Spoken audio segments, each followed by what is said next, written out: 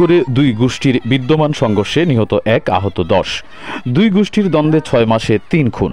ব্রাহ্মণবাড়িয়া নাসিরনগরে পূর্ব শত্রুতার জেরে দুই গোষ্ঠীর সংঘর্ষে আক্কেল আলী ৫৫ নামে আরও এক কৃষক খুন হয়েছেন।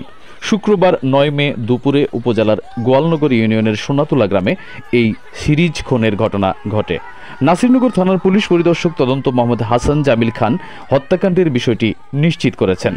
নিহত আক্কেল আলী সোনাতুলা গ্রামের পূর্বপাড়ার মৃত লাল মিয়ার ছেলে। স্থানীয় সূত্রে জানা যায়, গোয়ালনগর ইউনিয়নের সোনাতুলা গ্রামের সালাম মেম্বারের পক্ষ এবং আলী আসগরের পক্ষের মধ্যে বেশ কয়েক মাস যাবৎ ঝগড়া, ফ্যাসাদ ও সংঘর্ষ চলে আসছিল। গত বছরের ৬ নভেম্বর আসগর আলীর গোষ্ঠীর সিদ্দিক মোল্লা নামে একজন নিহত হয়।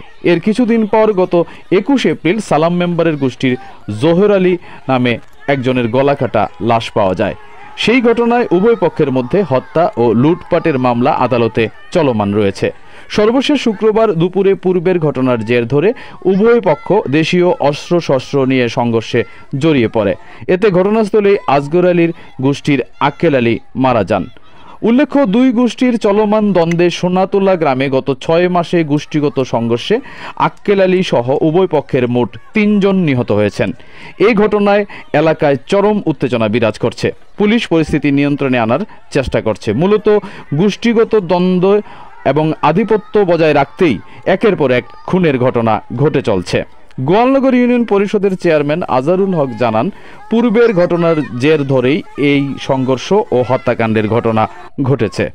নাসিরনগর থানার পুলিশ পরিদর্শক তদন্ত মোহাম্মদ হাসান জামিল খান বলেন, দুই গোষ্ঠীর সংঘর্ষের ঘটনায় আক্কেল আলী নামে একজন নিহত হয়েছেন। লাশ ময়নাতদন্তের জন্য মর্গে পাঠানো হয়েছে। লিখিত অভিযোগ পেলে আইনি ব্যবস্থা গ্রহণ করা হবে।